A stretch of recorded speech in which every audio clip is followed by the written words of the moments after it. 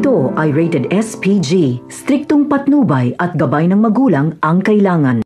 Inilabas nga ni Augusto sa balita na may nabaril daw umanong babae sa kanyang bahay at nasa ospital ito ngayon. Napakinggan naman ito nila Supremo kaya alam nilang si Amanda ang babaeng ito. Plano ni Supremo na pumunta sa nasabing ospital para kunin si Amanda at mailigtas ito kay Augustus. Ngunit ang problema ay alam nila Supremo na patibong lang ito ni Augustus.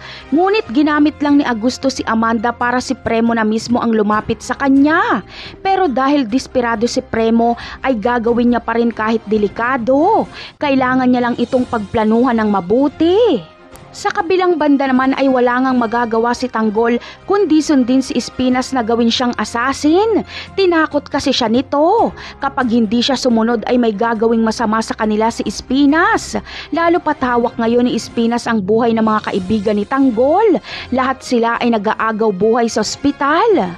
Kaya naman, sa unang lakad ni Tanggol ay kasama niya si Bubbles. 4 na target agad ang ibinigay sa kanila. Hindi sila pwedeng umuwi hanggat hindi napapatay lahat ng 4.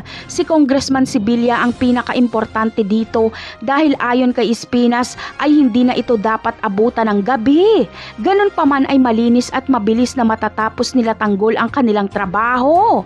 Napakarami pa nating dapat abangan sa mga susunod na episode ng Batang Quiapo. Paalam!